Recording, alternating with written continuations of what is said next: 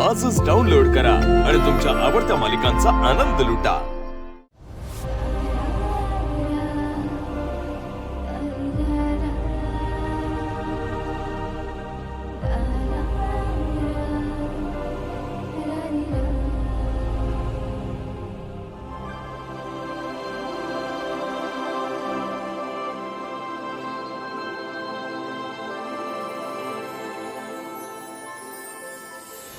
मी वचन देते तुम्हाला, या सेलिब्रेशन नंतर तुम्ही आणि वेदा पुन्हा एकदा एकत्र याल।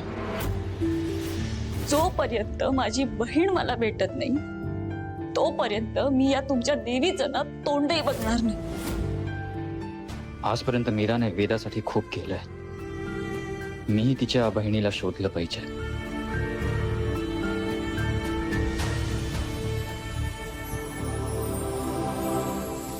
वेदाचे बाबा, ये ना आत ये ना।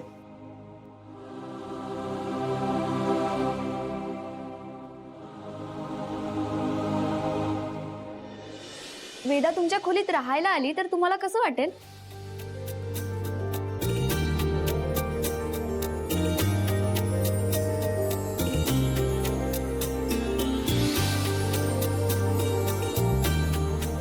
हा काय प्रश्न आहे मीरा?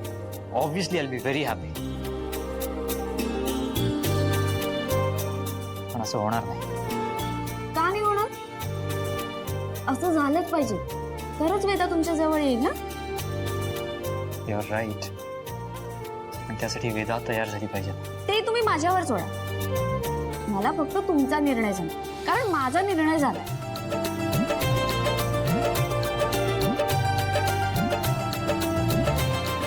मीरा, वेद अंबिका गेल्यापासून ना वेदा माझ्याशी बोलली नाहीये नीट।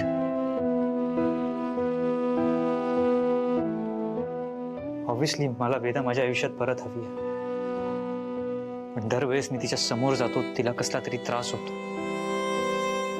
ती माझ्याशी तुटक बोलते आणि त्या गोष्टीचा मला त्रास होतो। वेदा माझ्यासोबत राहायला आल्यावर आता परत तेच व्हायला नको।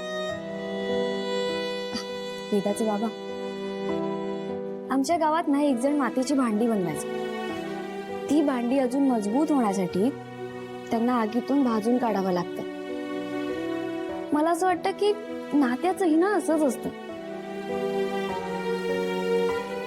आता या चित्रामध्ये दूर असलेले बाबा आपल्याला जवळ आणायचे ना।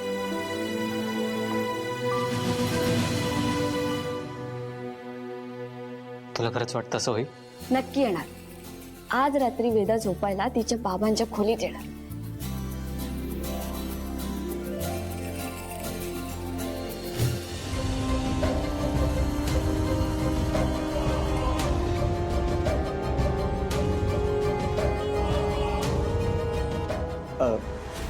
साहेब, कॉफी? हा ठेव तिथे। हो साहेब। What? हा माया मॅडम, तुमचं सगळं स्वप्न धुळीस मिळालं। हो, माझ्यावर कशाला ओरडताय? मला सांगा, वेदा बेबी जर अथर्व साहेबांच्या खोलीत राहायला गेली तर तुमच्या हातात काय राहणार?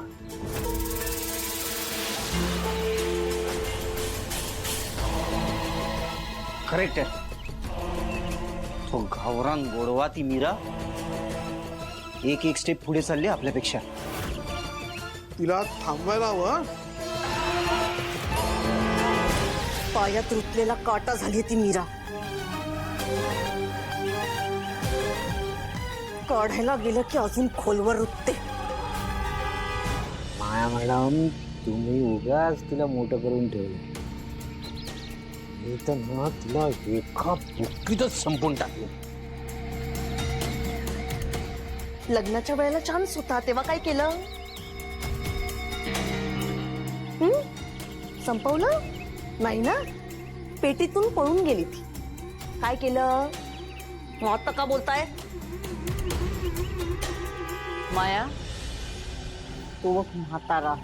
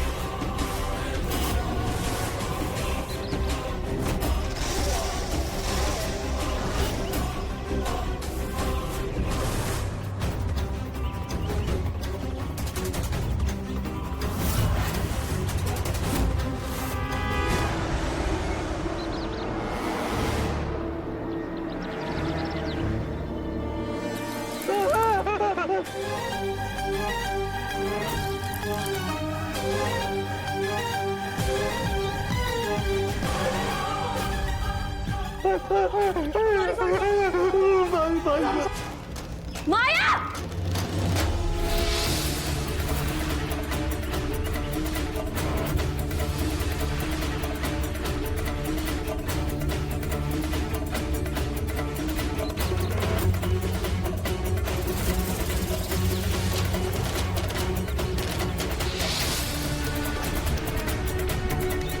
माया तू मुद्दाहून त्यांच्या अंगावर गरम कॉफी ओतलीस ना?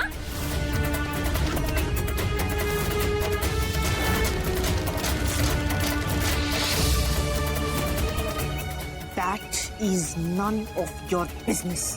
माया मी ना तुला नंतर बघते. माय काका हिर्या, बघत काय राहिलंस? त्यांना आत घेऊन जा आणि ह्यांचा हात बर्फाने शेक. हे मीरा, आपल्याला ऑर्डर सोडायची नाही हा. मी काही नोकर नाही तुझा. या घराचा नोकरच आहेस ना? हे बघ, मी सांगितलेलं ऐकलं नाहीस ना तर या घराचा नोकर सुद्धा राहणार नाही.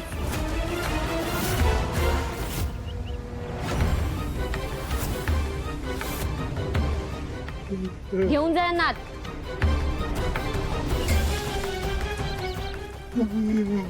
चला.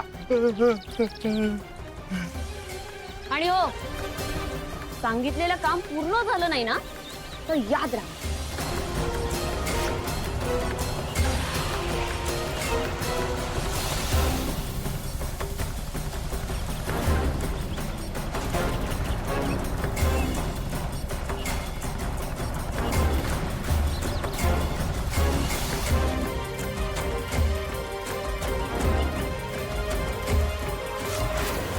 काय ग माया, अक्कल गहाण ठेवलीस का? मुद्दाहून केलंस ना तू हे सगळं? ए मीरा, अतिशहाणपणा करू नको. नर्मदा आत्या, तुम्ही मायाच्या चुकीवरती पांघरून घालताय, पण तुम्ही या घरात फक्त पाहुण्या आहात. ठाण मांडून बसलेल्या पाहुण्या. मीरा, तोंड सांभाळून बोलायचं, कळलं? तुला जपणार